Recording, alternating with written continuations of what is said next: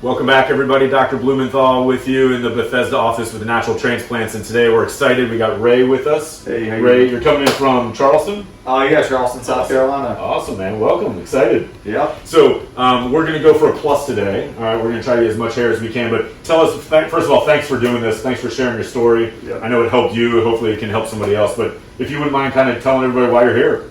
Yeah, I was looking to get a hair transplant for a couple of years now, and did my research online, and came across this beautiful company, and back in town. Awesome. Formerly from Northern Virginia, so Okay. nice easy drive. Very good. Now, from the front, it doesn't. It looks like you got some recession, a little bit of thinning.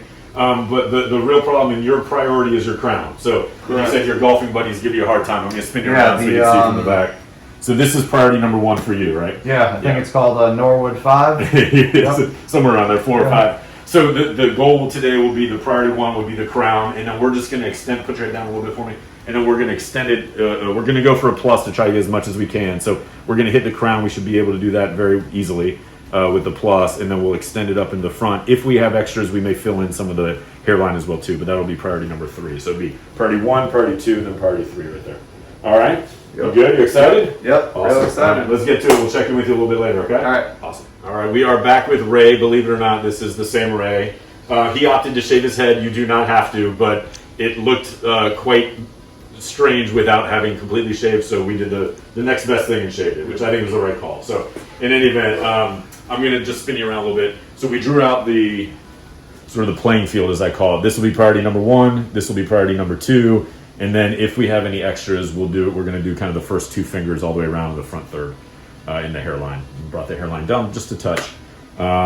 You good? You excited? Yep. You ready? Ready to roll. Awesome, man. We got a couple Valium on board, and we're going to head next door, and we'll check on you later. Yep. Sounds good. All right.